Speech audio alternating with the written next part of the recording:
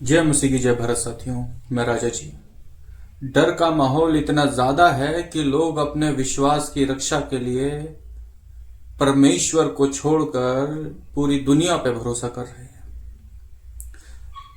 कड़वी है पर बहुत सत्य बात है, जिसको मैं बहुत वक्त से अपने विषय में नहीं रखना चाहता था, पर अब समय आ चुका है कि उस बात को आप लोगों तक रखा जाए और आप बहुत गंभीरता के साथ इस विषय के ऊपर सोचें।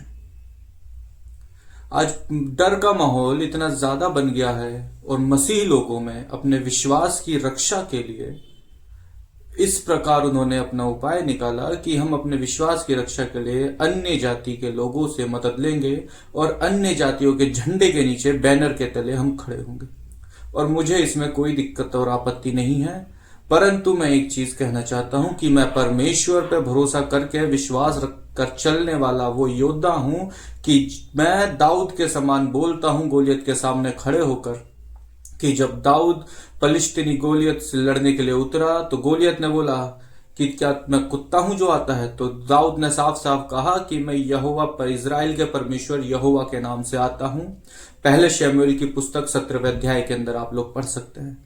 लेकिन आज जब मसीही लोगों के ऊपर यह सवाल उठता है और मसीही लोगों के विश्वास की रक्षा की बात आती है, तो वो ये नहीं कहते कि मैं परमेश्वर के नाम से आता हूं, बल्कि वो कहते हैं कि मैं इसके नाम से आता हूं, मैं उसके नाम से आता हूं, मैं परमेश्वर के नाम को नहीं देते और हम अपने आप को मसीही कहते हैं।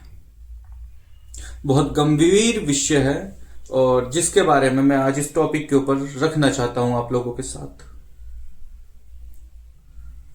बहुत से मसीह और भाई बहन अलग अलग झंडे के नीचे, अलग अलग नारों के नीचे, अलग अलग विचारधाराओं के नीचे जाकर अपनी भीड़ और संख्या दिखा रहे हैं और सबसे ज्यादा जिससे नुकसान हो रहा है वो मसीही लोगों को ही हो रहा है।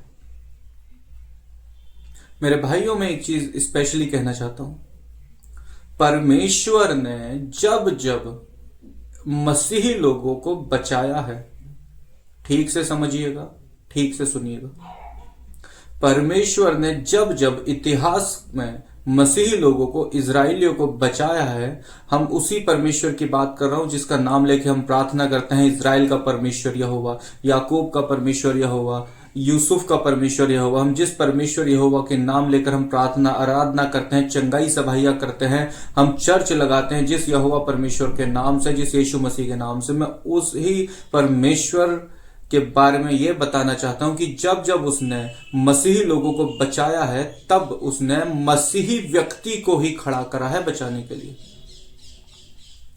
पहला एग्जाम्पल अगर आप लेंगे तो मिस्र देश में जब इजरायली गुलाम थे तो उनको निकालने के लिए जो मूसा था वो भी इजरायली ही था। मूसा के बाद जो अगला व्यक्ति यहोशू आया, उनको आगे ले जाकर दर्शन पूरा करने के लिए, तो यहोशू मसीह था। और ऐसे ना जाने कितनी लड़ाइयां और कितनी लड़ाइयां आप गिदोन के बारे में पढ़ सकते हैं और दाऊद के बारे में, जिस किसी के भी बारे में आप पुराने इतिहास में पढ़ते हुए जाओगे ना, तो परमेश्वर ने मसीही लोगों को बचाने के लिए मसीही योद्धा को खड़ा करा है, किसी अन्य जातियों को नहीं। लेकिन आज के मसीही लोग अपने मसीही योद्धा पे विश्वास करने से ज्यादा अन्य जाति पे विश्वास करके परमेश्वर की महिमा दूसरे व्यक्तियों को दे रहे हैं। और कुछ मसीही समाज के लोग इस बात को बहुत प्राउड के साथ और विश्वास के साथ बोलते हैं, भैया बहुत सारी जगहों के ऊपर परमेश्वर ने अन्य जातियों का इस्तेमाल किया है।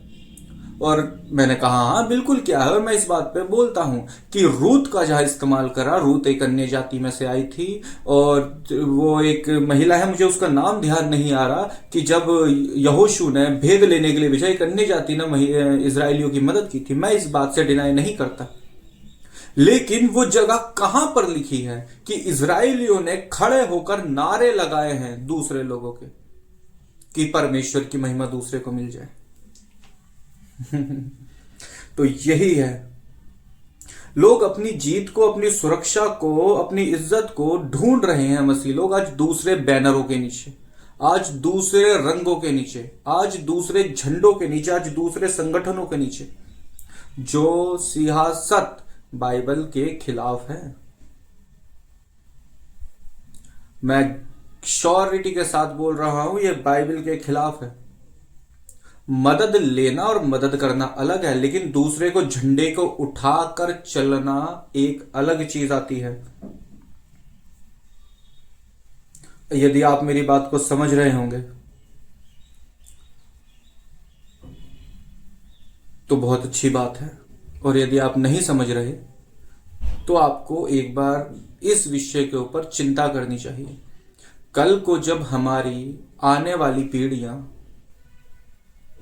जब ये परसिक्यूशन कम हो जाएगा, मैं विश्वास करता हूँ ठीक है हो जाएगा, आने वाली पीढ़ियां जो आज के व्यक्ति खड़े हुए हैं 10 साल के बाद 15 साल के बाद, अपने नाती पोतों को, अपनी आने वाली पीढ़ियों को क्या गवाही देंगे कि बेटा जब हमारे ऊपर परसिक्यूशन हुआ था ना, तब हमें परमेश्वर ने नहीं बचाया, परमेश्वर ने हमें बुद्धि दी थी और उस बुद्धि का हमने क्या करा, हम अन्य जातियों के संगठनों में जाकर खड़े हो गए, हमने उनके बैनर को उठा लिया, हमने उनके झंडे को उठा लिया और हमारी सुरक्षा हो गई। प्रभु बुद्धि देता है, पर वो ये बात नहीं बताएंगे कि जब कभी मसीहों पे अत्याचार हुआ है, परमेश्वर अपने सामर्थ्य के काम अपने चुने हुए व्यक्ति के हाथों के अंदर से करता है, अन्य जातियों में नहीं करता।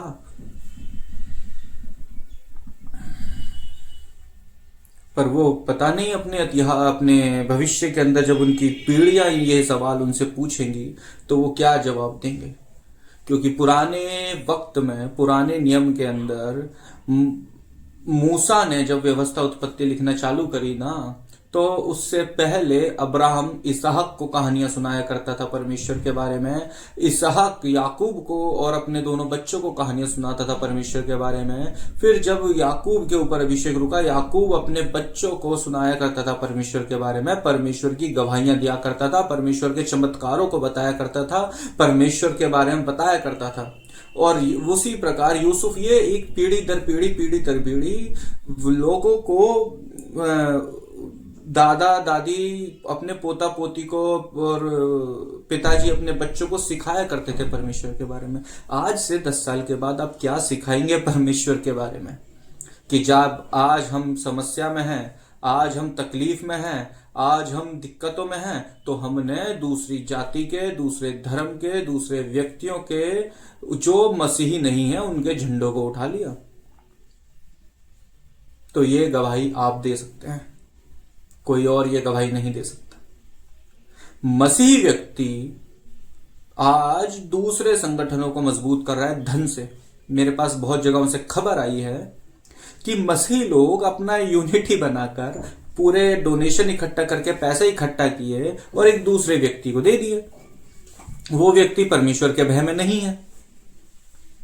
क्यों दे दिए? भैया जब हमारे चर्च पे समस्या आएगी ना, तो वो व्यक्ति आकर हमारे लिए खड़ा होगा।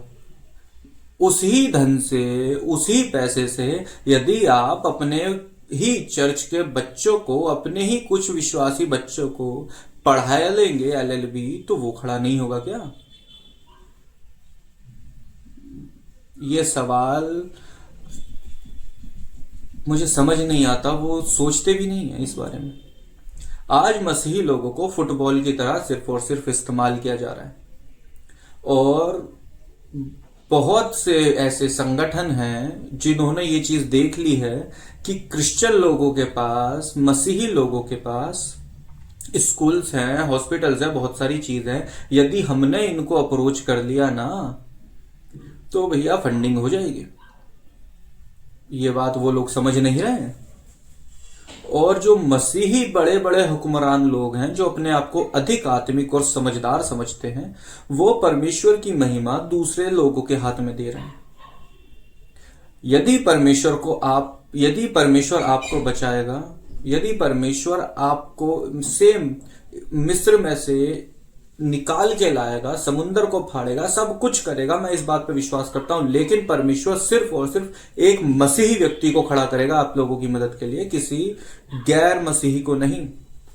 क्योंकि वो गैर मसीही युद्ध खत्म होने के बाद, वो गैर मसीही अपनी सब चीजें खत्म होने के बाद बोलेगा, मैं बलवान था, मैं शक्तिशाली था, इसलिए मैंने तुम लोगों को बचाया। लेकिन वो मसीही पता है, एक ही चीज बोलेगा, थैंक यू जीसस, ये युद्ध हम परमेश्वर की ओर से जीते हैं। थैंक यू यहोवा, ये युद्ध हम आपकी ओर से जीते हैं।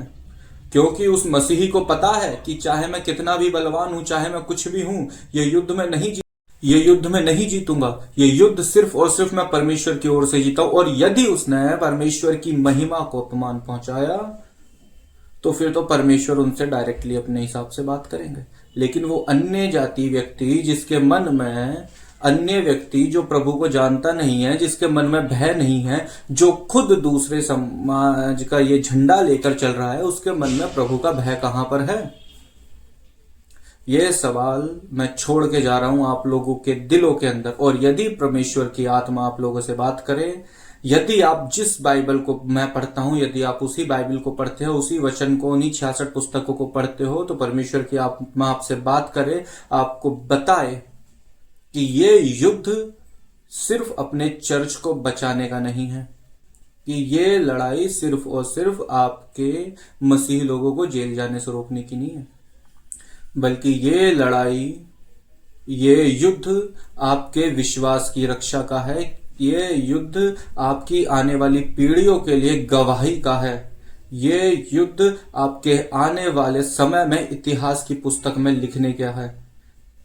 और इतिहास की पुस्तक में मैं ये बात सुनहरे अक्षरों से लिख चुका हूं कि अकेला ही सही पर मौजूद था जंग के मैदान में। गुमराह तो वो हैं जो घर से निकले ही नहीं, दूसरे वो हैं जो दूसरों का झंडा लेकर चलते ही रहे।